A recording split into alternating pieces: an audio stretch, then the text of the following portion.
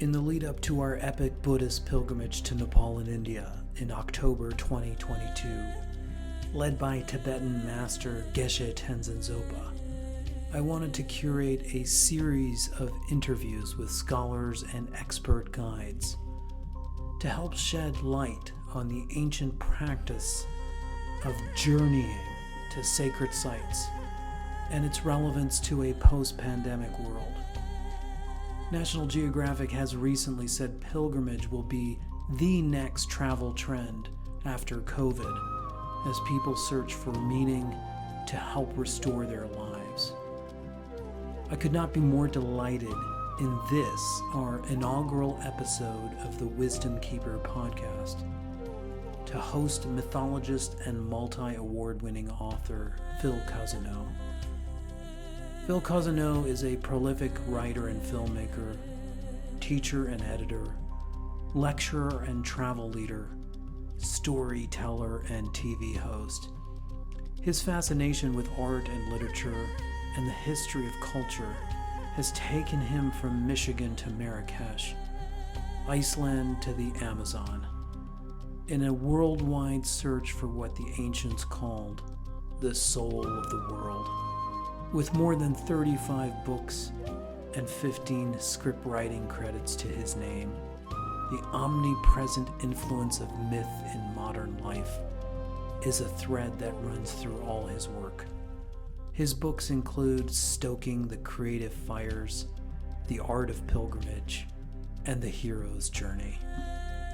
In this episode, Phil and I discuss the purpose of pilgrimage from its ancient roots to modern times, the power of physical spaces, whether they be sacred or secular, and the importance of reconnecting, remembering, and revitalizing our lives after centuries of fragmentation and disconnection from spirit.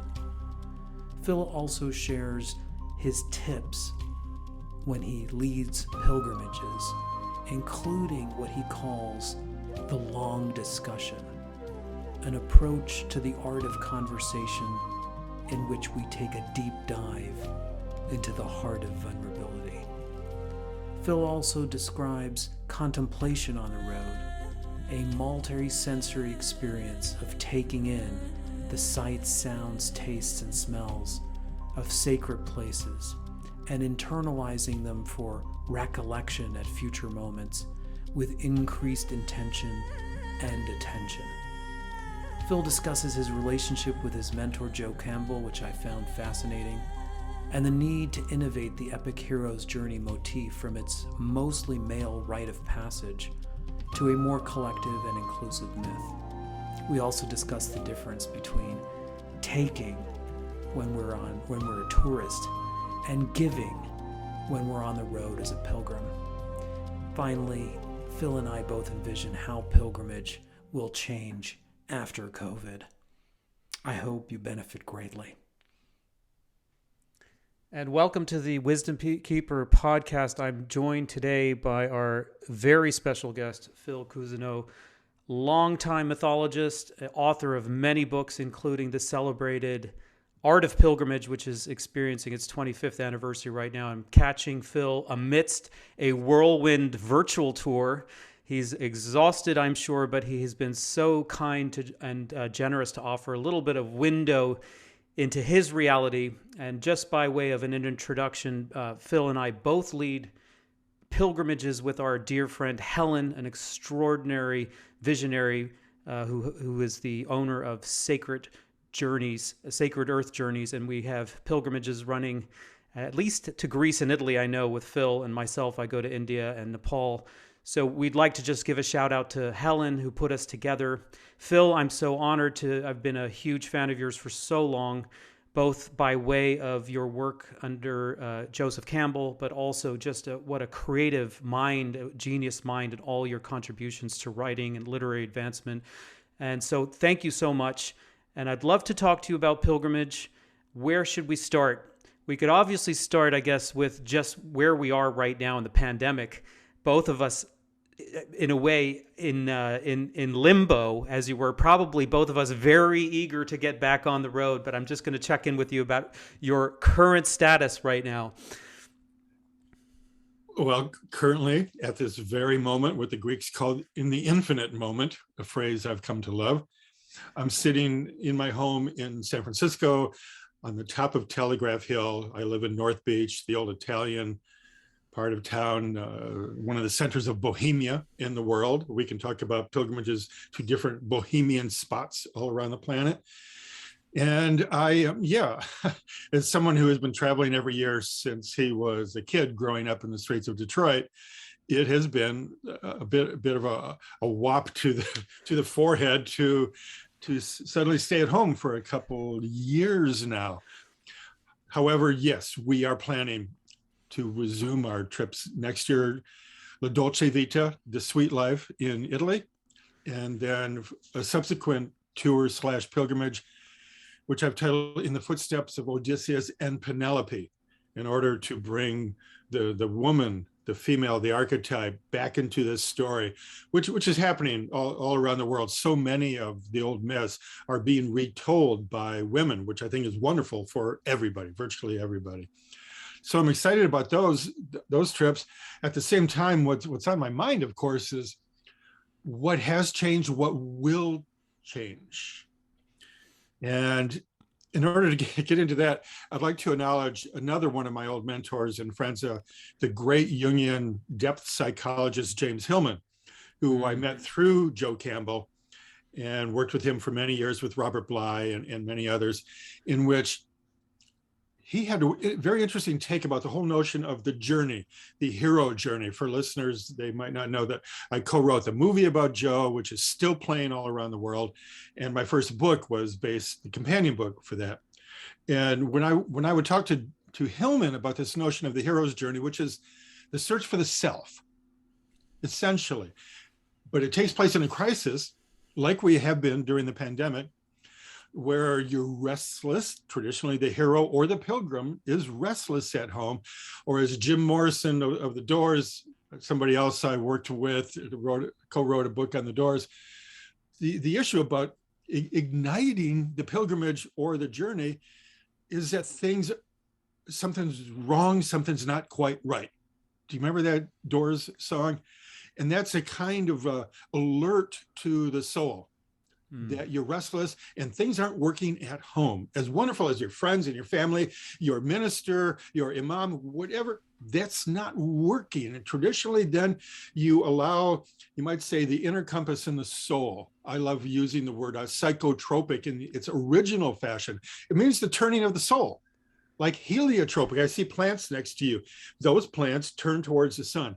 I think there's a similar function in the human being, in which the soul will turn you in the direction you need to go for the next phase of your life. So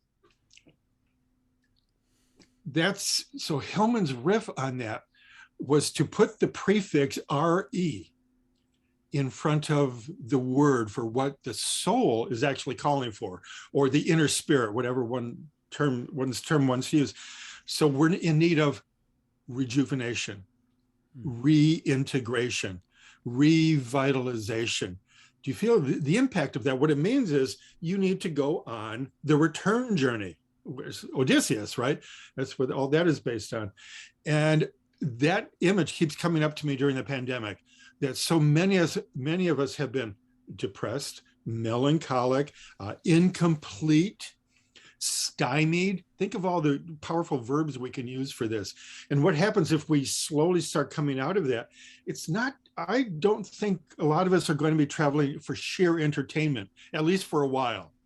People are going to need what's in the essence of my book, this is the original hardback, is spiritual rejuvenation. Something in us, our deepest spirit, needs to be revitalized.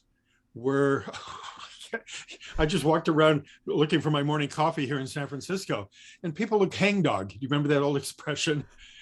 Much of the planet is in search of some kind of reintegration. And that, in my estimation, has been the heart of the pilgrimage urge, the pilgrim's mood, for arguably 60,000 years, because I would include the Aborigine quest into the outback as a bona fide pilgrimage, because I've talked to those Australian Aborigines, the indigenous people, and they say we need it now in our inner cities as much as our ancestors did in the dream time tens of thousands of years ago. So I asked one man who I had on my show, I hope you've seen it, the Global Spirit on PBS.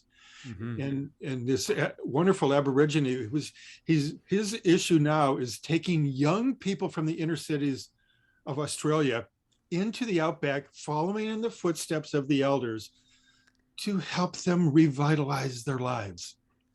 That's what I hope to see as we get back to normal, or maybe a better than normal, right?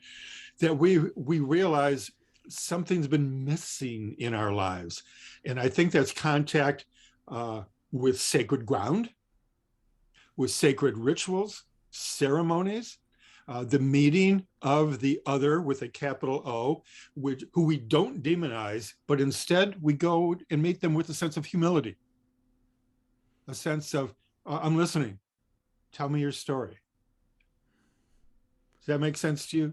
It makes sense, and it's so resonant with my experience. I just feel like, in my own book, Gradual Awakening, I really argue that since the age of reason, in a way, we've just gone too left brain and too into the realm of, knowledge, facts, data, and in a way, something else got cut off. We sort of cut ourselves off from a spiritual mooring, and I think we've reached a tipping point. I really do. I feel like the feedback that we're getting from the ecology, the systems are breaking down. The old guard is on shaky ground, and the pandemic hits at this very poignant time. And I think it is a time for a great reassessment. And I think there'll be two camps, Phil, and I'd like to get your take on it. There will be the camp that says we will go forward. There's no looking back. And then there's also a camp that says, no, maybe we missed something, and it's not about going back to the old and staying there, but it's about bringing it back with us on the journey home. That's the one that I'm really interested in. That's where my leanings are. There's something about stepping in the footsteps of Odysseus on your pilgrimage, stepping in the footsteps of the Buddha on our pilgrimage. We're not going to go back 2,000 years. We are going to go forward inevitably, but what did we lose? And what can we bring back? What can we revitalize? Beautifully put. We have to remember that two of the world's icons over the last few hundred years, Martin Luther and Carl Jung, of all people, both were suspicious of pilgrimage, which I find very interesting. Luther was suspicious because he thought that it was part of a kind of empty-headedness, and specifically Catholic Christianity, where you could pay someone to walk for you to Rome or Jerusalem so you could earn the indulgences and wipe the slate clear of all your sins. So of course that was bizarre, and I think we have some of that behavior today, right? Buying miles when we're going to travel to erase our carbon imprint and so on. So the suspicion is empty-headed, non-thinking and non-feeling forms of travel. And Jung was suspicious of that too, because his emphasis was on the individual going somewhere. But I would argue, although I love so much of Jung's work specifically, that they have, as my father used to say, they have a kind of bass backwards. Is my dad's French version of this, in that, remember, I'm a word hound. I've even written books on the origins of words. If I speak in public, I will talk about word origins just to make sure we're using the language in a way where we understand each other.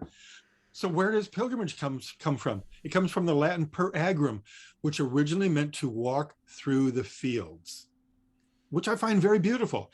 What it means is to get off the bus, put the remote away, get out of your apartment, go walk somewhere, because walking in so many ways is good for the soul. It's good for the heart. It's good for the lungs, for so many things.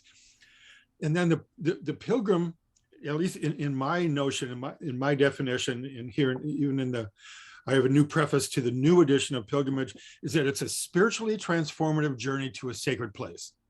And that could be Santiago de Compostela, or it could be to Einstein's lab patent office, where in 1 year in 1905, he came up with 2 or 3 of the theories that changed the world.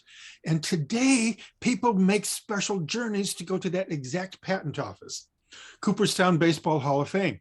What possibly could all these 3 places have in common? People go there to be recharged.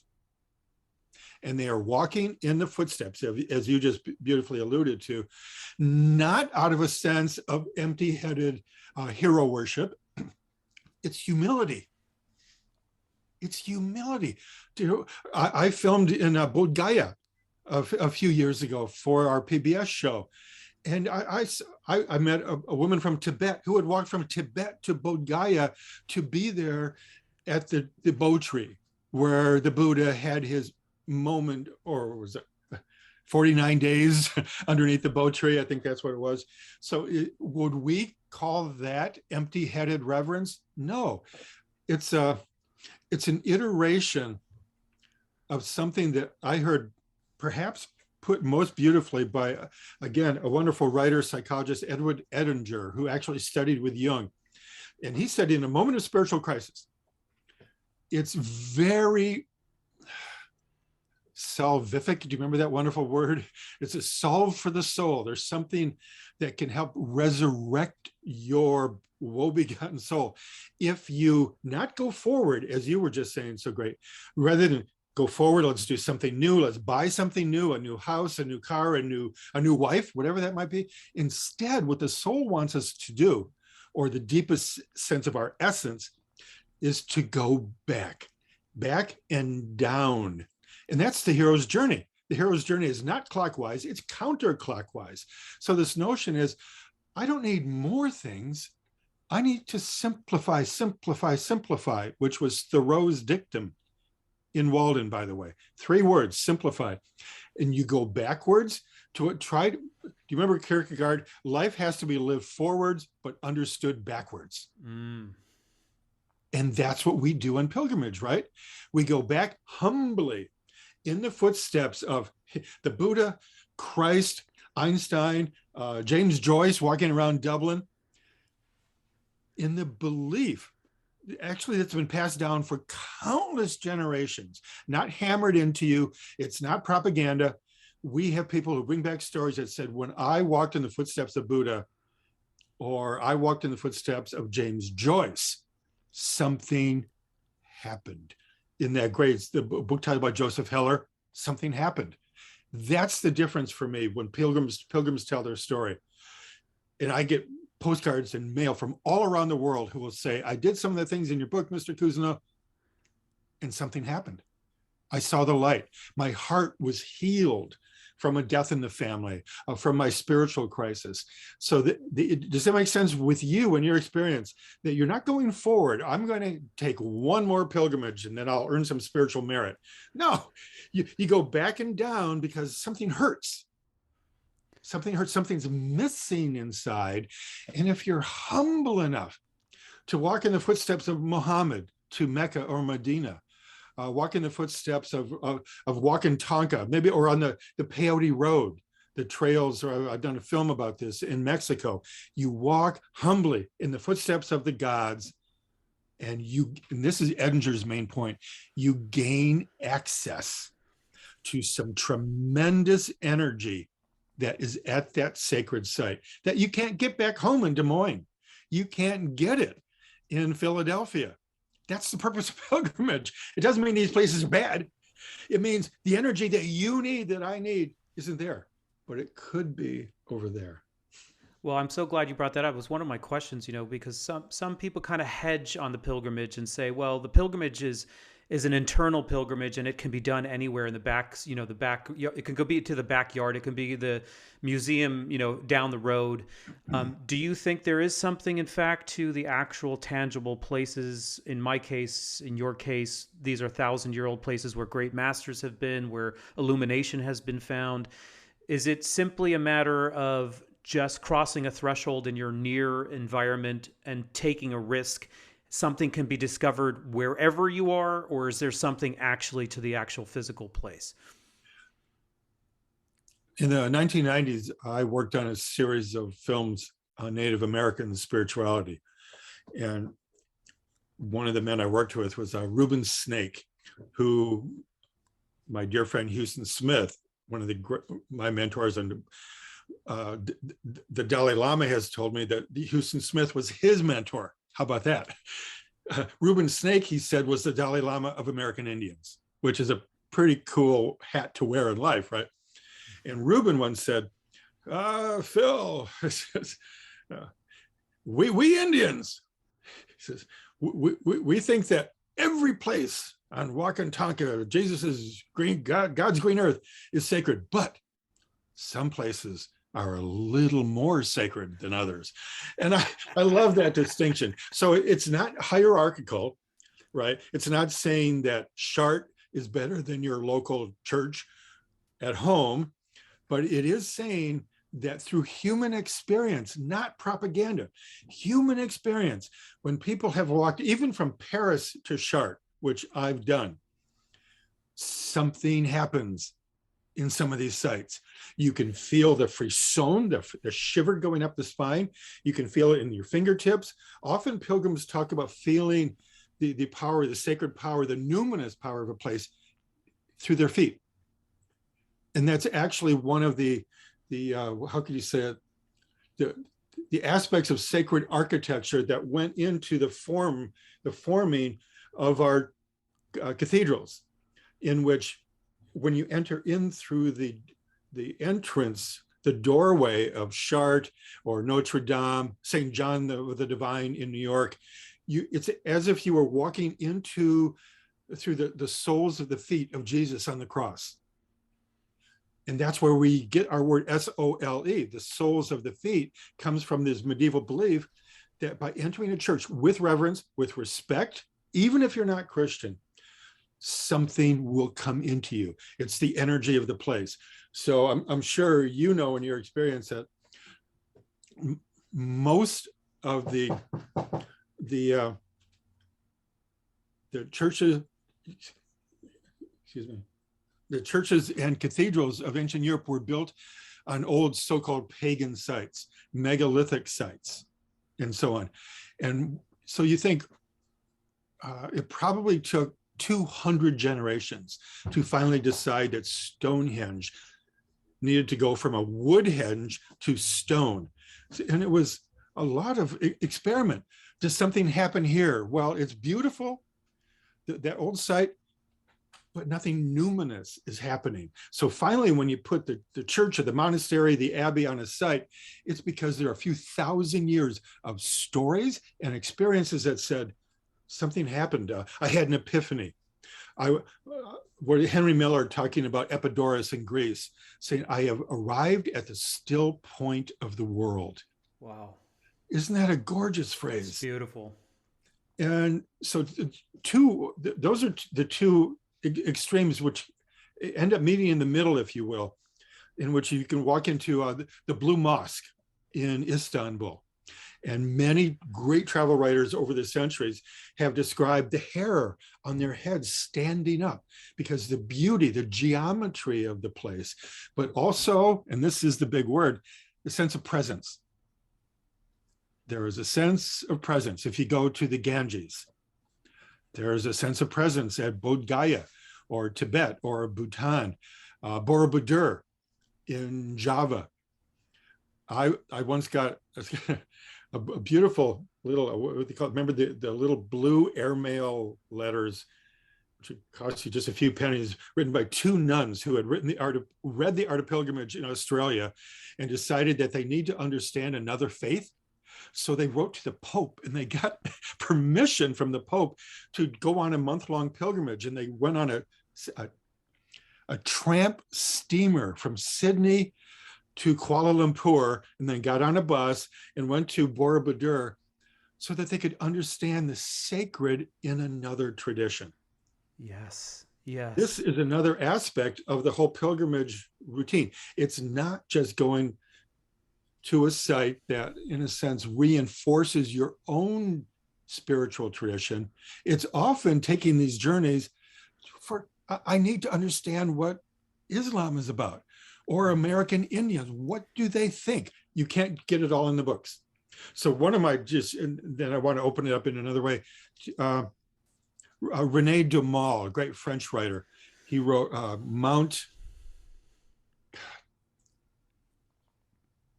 it'll come to me.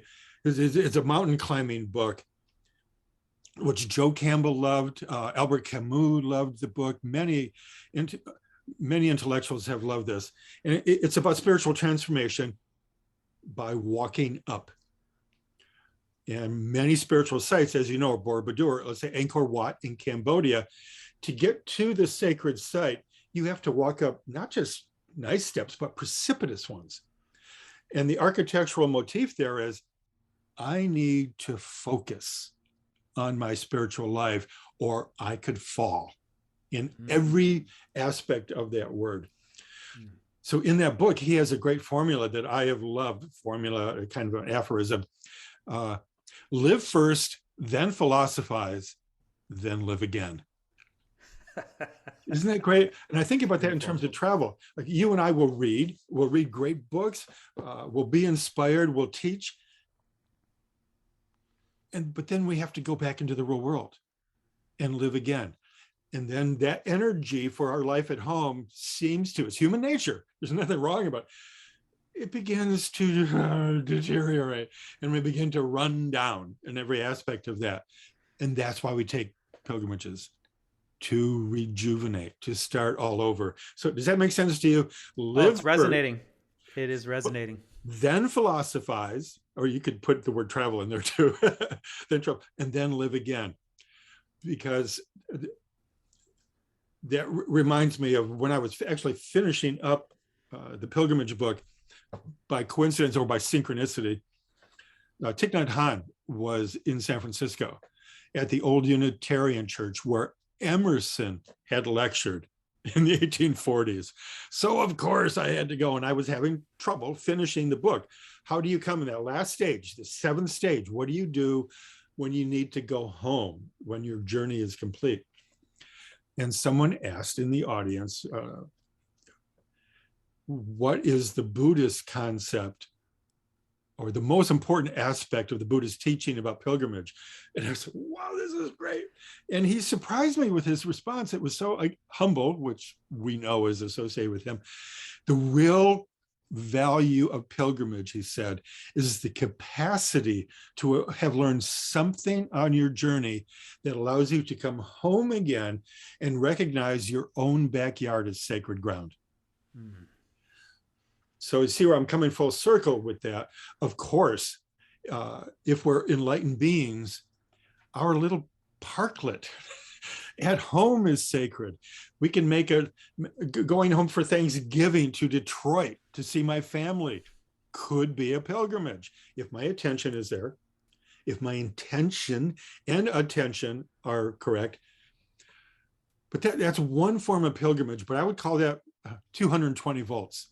440 volts, how's that, just for a metaphor, is by going to Bodh Gaya, going to Canyon de Chelly in the Southwest to see where the Anasazi Indians built at great risk to their lives, a kind of sacred temple, which they called the White House of all darn things. And Navajo and Hopi still, to this day, they make annual pilgrimages to this site, Canyon de Chelly. Why? At great expense. Sometimes you might have to sell the family car. I'm serious. To make this journey, but they know you have got to go and touch the ground, touch the site, and be, how can we say this? Have access to the ancestral spirits. Wonderful. Thank you so much. That little story of those two nuns really, it touched me because I've led 9 of these pilgrimages to Bodh Gaya, or at least been on a pilgrimage myself. And then just a few years ago, where my mom lives on Ithaca Island in Greece, which I know you've taken groups to, something just occurred to me there because she's not far from that Odyssean palace Odysseus's palace, where on top of that is a Byzantine church, the ruin of a Byzantine church, a little church. It's humble and modest, but as you so eloquently put, these sites are built one on top of the next because there's a recognition of something very powerful there. But more important is that image of these two nuns who are going outside the scope of their comfort zone to. And what I felt there, and there's also another spot at Anogi, which Anogi in Greek on the island of Ithaca means beyond the world, which I absolutely love. And there's a 13th century church with marvelous murals, unbelievable. And we went in there and we did some mantras in there, and this experience that you're describing where it's just a visceral, energetic portal. It had nothing to do with Buddhism, but in a way it didn't matter. For me, I was looking for something, and boom, you cannot deny this visceral, energetic pulsating through your body.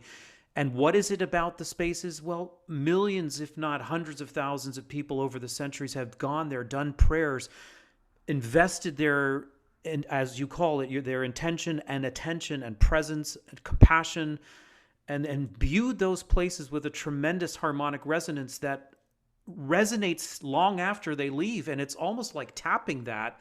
And I think that that's a wonderful thing for those of us that have been one way. We could definitely go another. And it's almost like remember. It's as a process of reclaiming something and remembering, no matter what the dogma is, no matter what the overarching philosophy is, the body doesn't lie. These places are imbued with power. And so thank you so much for that. That's an incredible story of those two nuns. I really loved that. Remember is another one of those RE words, right?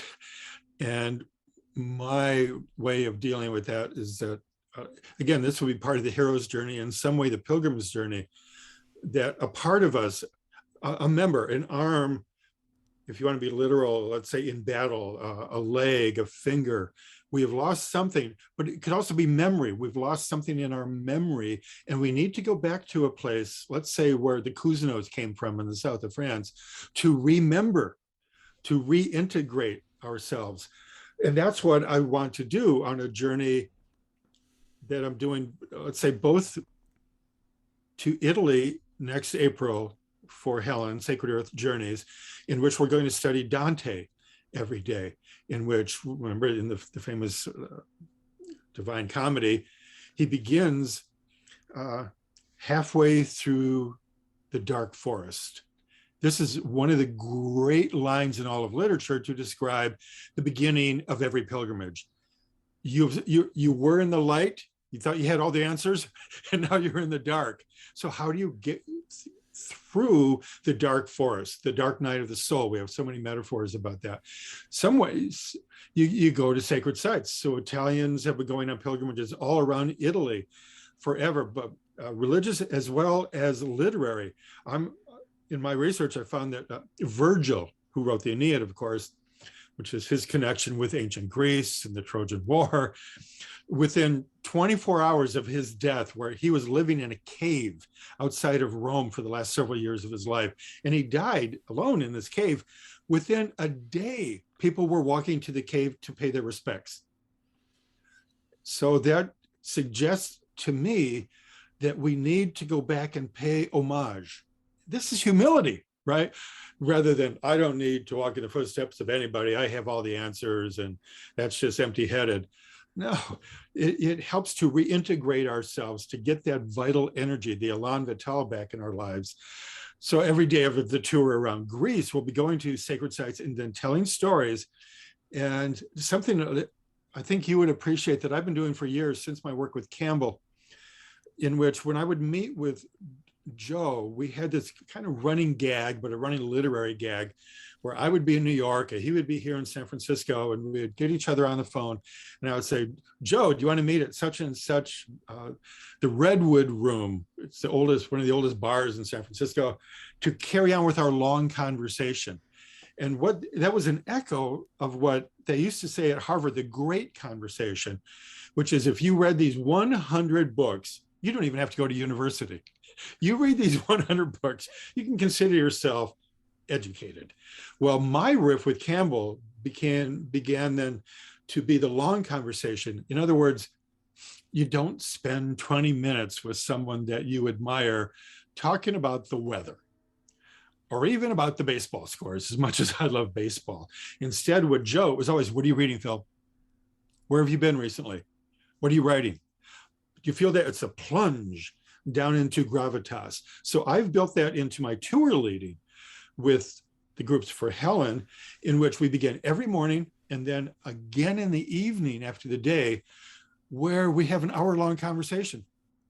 So I said, today we're going to visit Virgil's cave, for example, or if we're in Greece, today we're going to walk to Odysseus's palace.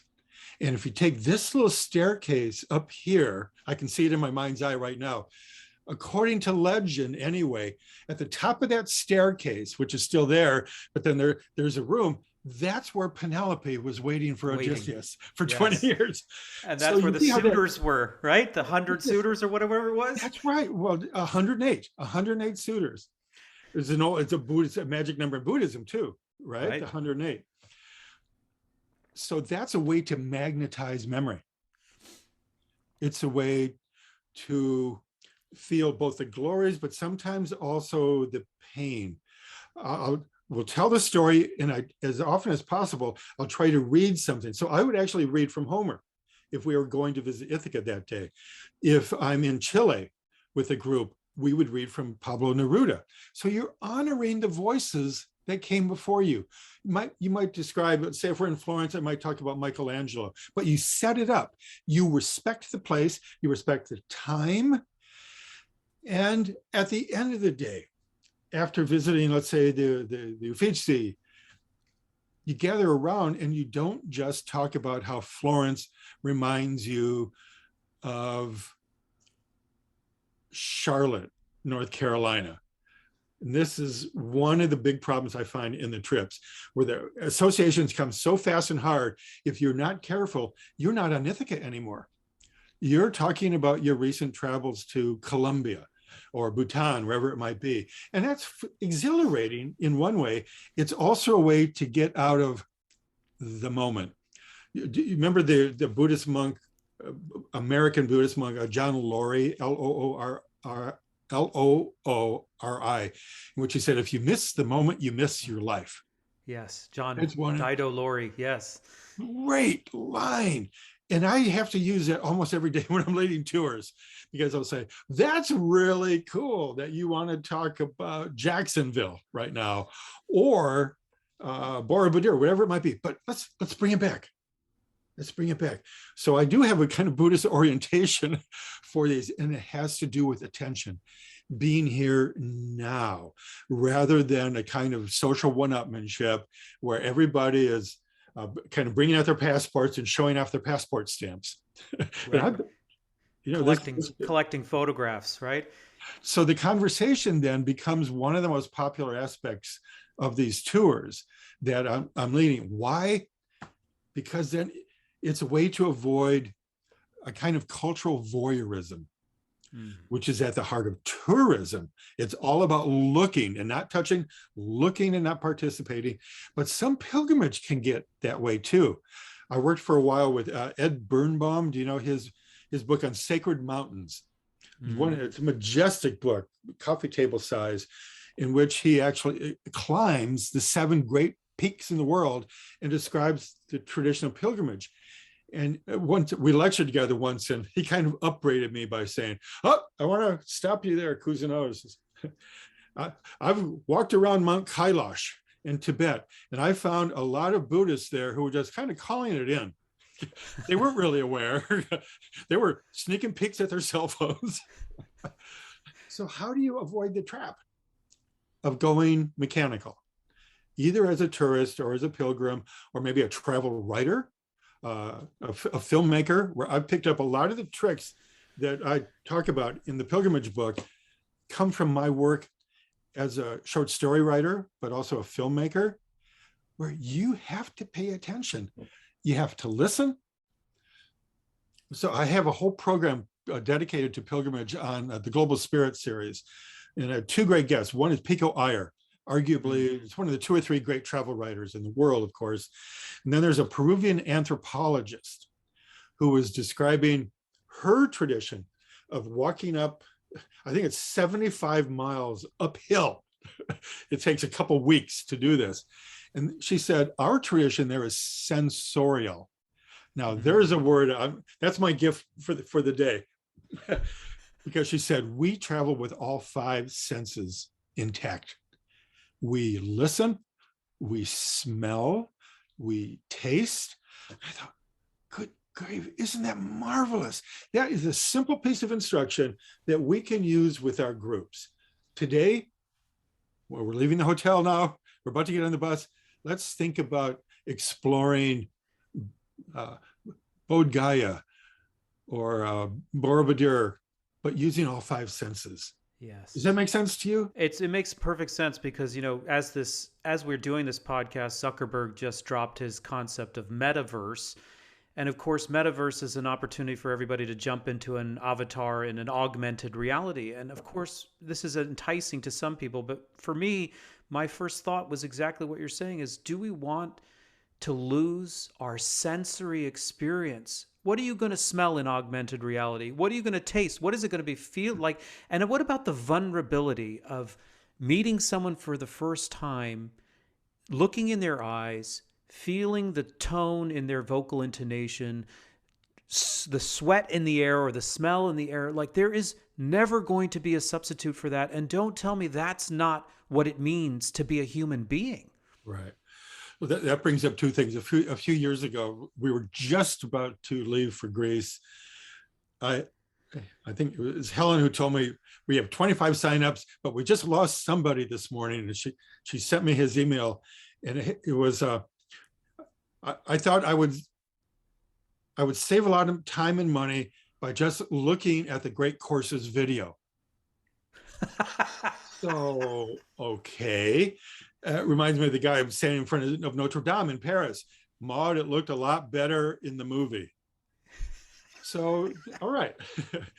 We're having some cognitive dissonance between real experience and the virtual experience. Well, I think as people who respect other cultures and think that, or believe that it deepens our own lives here to have a wider access to the great spectrum of human experience, which is why we go to other places. How do we draw that out and make sure we don't turn into robots?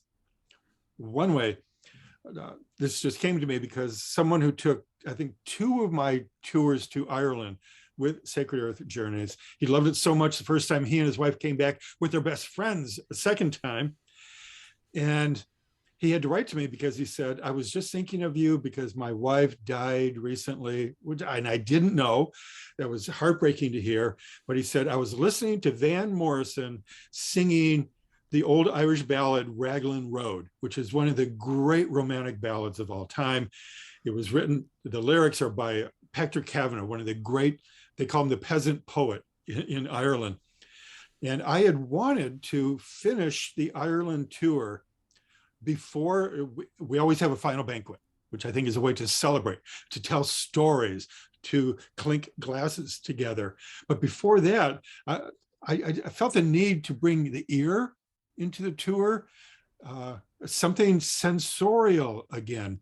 We had been out to Newgrange, which is one of the great sites in Europe, one of the great megalithic sites, but I wanted something else. So I took the group to the street corner just south of the Liffey in Dublin. And it was the street corner where this peasant poet, Patrick Kavanagh, had first laid eyes on this beautiful, as he called her, raven-haired beauty on the street corner. And he immediately fell in love. And it was like Dante having a vision of Beatrice in Florence when this young girl was, I think, only 14 years old. But she inspired all his poetry for the rest of his life. It was like that with Kavanagh. So he writes this song, and I wanted to take the group. Again, this is pilgrimage, walking in the footsteps of the poet and walking in Van Morrison's footsteps, which brings it right to the modern world, right? So as we're leaving the hotel before the banquet, not everybody has to come, but if you want to get a real hit of the soul of Irish culture, you got to come with me. It started to rain. 2/3 of them came anyway. We borrowed umbrellas from the desk of the hotel. They walked with me across Dublin. We stood on the street corner and we had an old-fashioned little cassette player where we listened to Van Morrison sing one of the greatest love songs really in the 20th century. And people have been talking to me about this experience, standing there in the rain, listening to what? Listening to love. Mm. And having the humility to walk in a rainstorm when you could be taking a warm shower at home, doing whatever. But what they were responding to was my really a daily invocation. What we're going to do today, what we're going to talk about, has to do with the Irish soul. Otherwise, why be here? We could stay home, put in a video, right? So this man reaches out after I haven't heard from him for 3 years to say, that was one of my wife's favorite travel moments ever. Mm.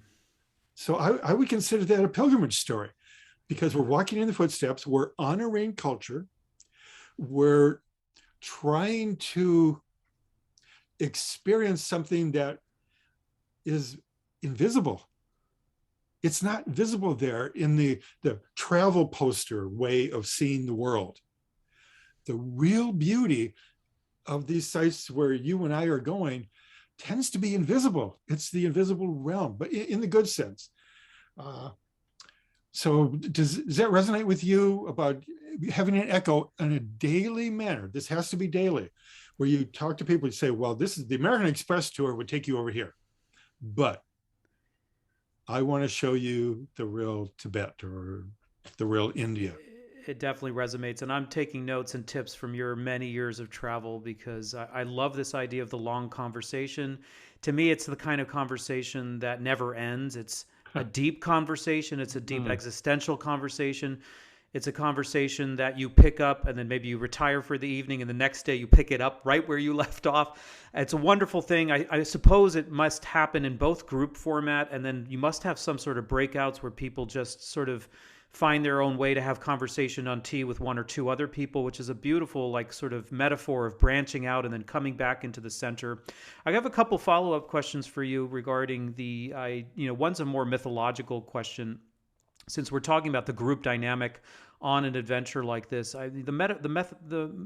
Campbell's mythology or sort of hero's archetype has been a very interpreted as a very masculine, solitary affair. And from a Jungian perspective, I understand that in the sense that we each have our own consciousness, we each have our own mind, we each have to make a descent into the underworld of unconsciously. On the other hand, great myths all seem to also point to the collective possibility of being together as a tribe.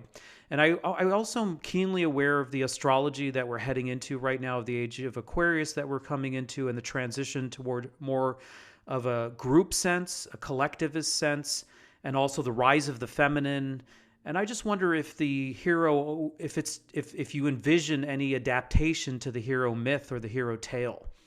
I'm so grateful for you bringing this point up, because I was so fortunate to work with Joe for so many years and helped bring his work into Hollywood, but also in the sports world, because athletes are always looking for models.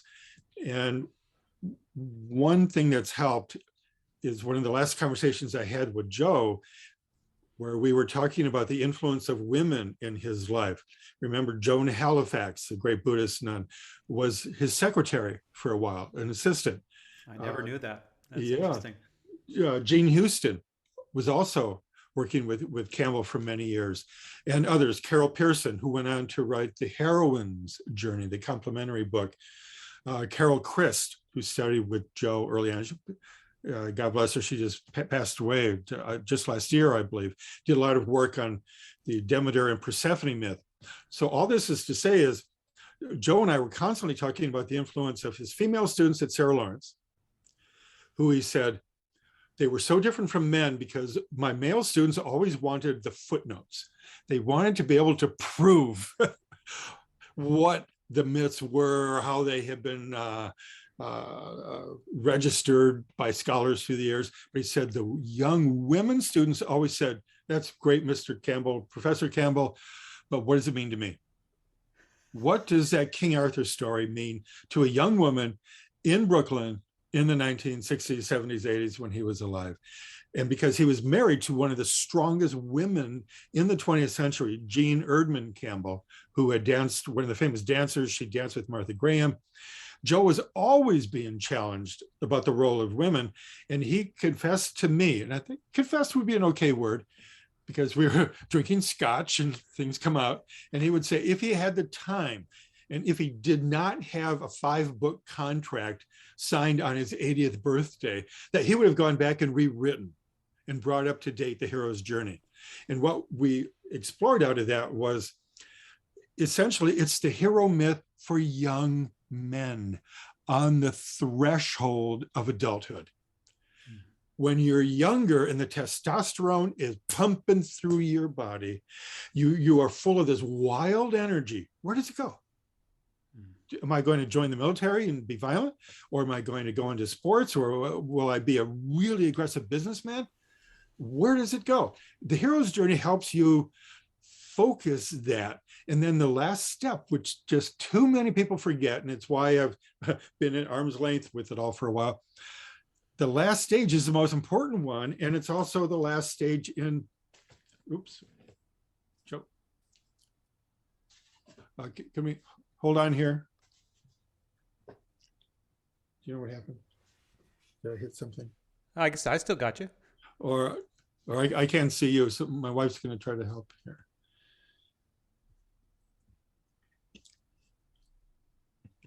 Okay. So if we can back up there just a second. Thank you.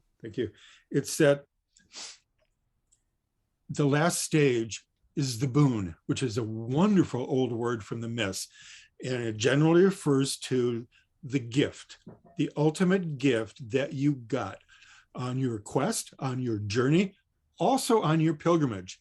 So on the last day of all my tours, I asked people in that last morning conversation, what was your boon? What was your gift? What did you learn about the world or about yourself? So that's all to say that there is the second myth, and it's the myth for middle age and then the elder age. There are different myths in all of world mythology that signals and appreciates and acknowledges the difference between the mythology you needed to become a young woman or to become a young man, and then a different mythology in middle age, right? And then a third, sometimes let's say women are calling this the crone myth. I don't need to win a beauty pageant anymore. I need to somehow funnel my wisdom, the wisdom that I've accrued in life.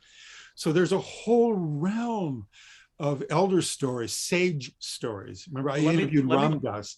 Let me push you a little further. So, you know, the co-opting from Disney of we'll call it a McMono myth at this point, where they reproduce it over and over and over again. Even if they put a little, a female lead character, it's still an individual hero tale. And I'm just trying to sort of nudge you a little bit, since you've run so many groups. There is something about the group itself, not just, that's more than the sum of the parts. It's more than just, everybody's having their own little taste of their own pilgrimage, but there's something about what happens to a group. Right. That's something I'm very conscious about. And one way to begin with is that I'll send people to the point in the book where, because I pay such close attention to language, I made this little etymological breakthrough years ago in travel that helps break us through to the threshold that you're discussing. And that is, the basic tourism model is aggressive. We use the word take over and over again, and we don't even think about it. So we take a trip to Europe. And when we're there in Munich, we will take a few photographs of the Oktoberfest shenanigans. And then we will, we're in Dublin, we'll go to a souvenir shop the last day of the trip, and then we'll buy something to take home souvenirs. The word take comes up again and again, even from the other side, where so many people, let's say in Venice especially, where they accuse tourists of being on the take. So the shift then is fundamental. It's linguistic, but it's also spiritual. If you think about this before you get in your Uber or your husband takes you in the car to the airport, you begin to think, I'm not just taking a trip. I'm not entitled to this journey. Instead, this is a privilege. You shift your mind around so that then every day of the journey is a gift. And I ask people to bring some kind of gift. It could be 20 postcards from Fisherman's Wharf here in San Francisco. It could be a t-shirt. A lot of people in my groups will bring music, which I find pretty beautiful. Say, this is some blues music from New Orleans, and then you give it to someone there in Ithaca. And then the next step from that, from the shift, from the taking to the giving, is there anything that we can do collectively? Mm-hmm. Rather than just thinking about this as your trip, let's try to form some kind of identity together over the next week, 10 days, 12 days. So you encourage, you give permission to people. It's tacit. You can't force this because I'm suspicious of forced intimacy. This has to happen gently and naturally. And it usually does in my groups, where people then become friends for many years afterwards. Still, then the question becomes, how do you make the shift to a collective vision versus just 20 more people, 20 individuals traveling together individually, which is just another exercise in narcissism, if we're not careful. That means my response to it, and I'd love to hear your own version of this, how can we help? Yeah. How can we make a difference wherever we're going? If it's Cambodia, you know what? We can take up a collection and leave some money to help rebuild the school that was bombed by the US forces in 1975. I took a group to Cuba with Helen and Sacred Earth Journeys a couple of years ago. And one fun way to deal with this was, because of my love of baseball and knowing the love of Cubans for baseball, I asked people to bring baseball cards, an old mitt in the garage, buy a couple of fresh baseballs because they have a shortage of baseballs. And we handed out baseball equipment all around Cuba. Yeah, just 2 years ago, 2019, I took the tour group to Sri Lanka, and the day that we announced the tour group registration was the day that there was the Easter bombings there.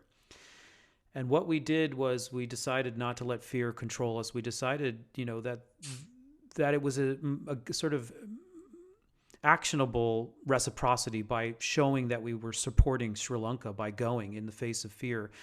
And I asked one of the students who lived in Miami to collect one shell from her shoreline for each of the lives lost. We put it in a bag. We brought it with us on pilgrimage to the Atmasthana, the great holy sites of Sri Lanka, and at every stop we prayed and passed around this bag of shells representing all the lives lost. And at the end of the tour, we made it to Colombo, or outside of Colombo. We went to the shore, to the sea, and we released those shells to another shore. And that was a very unifying way to keep the country forefront in our mind, the preciousness of human life, the act of altruism. And it was very, very healing, I think, for all of us. And then, of course, there's just the more raw version of this, which, when we go to Nepal this year, one of the main drives is that we support a nunnery in the Sum Valley in the Himalayas. And one of our teachers, Geshe Tenzin Zopa, has this vision of planting a 500-tree apple orchard up there in the valley. So right now, even a year before we go, we're already making a collection. And it really brings everybody together with this focal point and this vision, and it puts them into motion. The pilgrimage has already started. We're a year out. And we're thinking about these nuns. We're thinking about 100 nuns that are, they could be some nameless, faithless people that we arrive for 5 days and greet. But in a way, it's already a setup for a kind of relationship with them. We're having a relationship. So I really love your idea of reversing the take and making it about a give. Right. And I'm going to really be concerned about your time here. I would ask you one follow-up question just to close out the loop. Since we started with the idea of the National Geographic article that came out really saying or suggesting that pilgrimage might be front and center in the new world that is post-pandemic. And I would just like your last final comments on how you think travel is going to change, what pilgrimage sort of why it might be so important, and exactly how it might change, technically, practically might change in the years to come. Thank you for that question and that alert. In some ways, it would be coming full circle for me to even engage in this question, because everything has its origin, right? And the origin of this book was a chance reading in the New York Times travel section, 1996, where I noticed what they used to call a bullet point in the travel section, just a couple of fun facts about travel. And one said that in 4 years, by the year 2000, the travel business was going to overtake the armaments industry as the number 1 business in the world. So that caught my eye. Part of me remembering growing up with some Bible classes in Detroit, the whole notion of turning swords into plowshares, that's been a metaphor in so many cultures around the world. Let's put down the swords. Let's make peace, this kind of thing. So I found there was a solid metaphor in there. Although a few wars may have turned the numbers around a little bit, the metaphor still works. But it's then what followed. I began to do some research and found that it was the uptick in pilgrimage in all of the known faiths. The numbers were rising, going to Mecca and Medina. The numbers were rising up to 1 million people a year walking to Santiago de Compostela. And then secular pilgrimages, which is what I end up writing about a lot in my book too. The notion of following Picasso's footsteps, or Anna Akhmatova, the great Russian writer. Apparently, the one person in all of Russia that Stalin actually feared was a woman poet. And her apartment in St. Petersburg is one of the great literary pilgrimages in the world. So as I begin doing the research, I keep finding that the word used over and over again. Pilgrimages on safari, which is another way to think about going to see animals in Africa. And what I like is the sacred, the fear of the word being too sanctimonious. A lot of secular people to get back with your bad self, as we said growing up in Detroit. I don't want to use that word, but it is being used more and more and more. But why? What I found as a counterpoint to that was this old Torch song that my father loved when I was growing up. Peggy Lee, if you remember, the Torch singer, she sang a song, "Is that all there is, my friend? Then let's keep dancing." Because I think this is one of the dirty secrets in the travel business, that so many people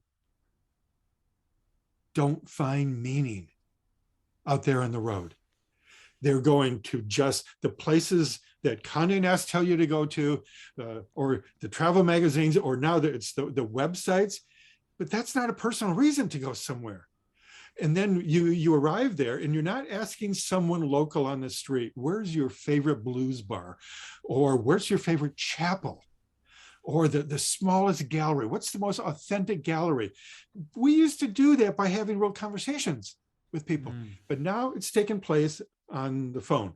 So my response to the huge upsurge in this attempt to try to travel either on pilgrimage, sacred journeys, metaphors, but it's a search for meaning. It's a search for meaning. I'm going to spend my time, my money, risk my health sometimes, right? It can be dangerous out there health-wise, because I need some meaning. Or even my friend Alex Elliott, who was a time critic for an art critic for Time magazine, who once said that all mythological questions come down to the need for personal answers to universal questions. Beautiful. And that staggers me. So that coming out of the pandemic now, my hope, as well as my great desire, un grand désir, as the French used to call it, the deep desire to see the world with your own eyes will be to see it with more meaning, because time has collapsed during the pandemic. Time ain't, what did Shakespeare used to say? Time is out of joint. It's like we've had a huge chiropractic move in terms of time, and our memories are a little different now, 20 months down the road. And I think the way that we're going to travel is going to reflect that. There will be more of an insistence on, I don't want to see your cliches anymore. And every place has them. Every culture has a travel poster and a cliched way of saying, come and see us and look at this and go here and go here. People have been chastened because of the pandemic. We've lost 700,000 plus people. We can't possibly travel the same way. I like to think that there is a deeper yearning or longing for significant and heart-stirring travel. It's so beautiful. That's a beautiful place to end. I mean, I could chat with you, but I'm so sensitive of your time, and I just feel like that's a great way to end. Thank you so much, Phil Cousineau, for all you've done for the travel industry, to revolutionize the travel industry, bringing incredible integrity on the road with all of your groups. Thank you for your books and your contributions, and for such a deep well of knowledge today on today's Wisdom Keeper podcast. Until we meet next time, thank you so much. Cheers. Thank you. Travel safe, travel soulfully, everyone. Thank you for listening to the Wisdom Keeper podcast. If you've enjoyed this presentation of sacred knowledge, kindly like, subscribe, review, and share our podcast and video series on YouTube with your network, so that more people can benefit from these teachings, and together we can create a brighter future. If you're interested in my online courses, our community membership, and pilgrimages I lead, consider visiting the Contemplative Studies program at gradualpath.com. Until we gather again, all best wishes.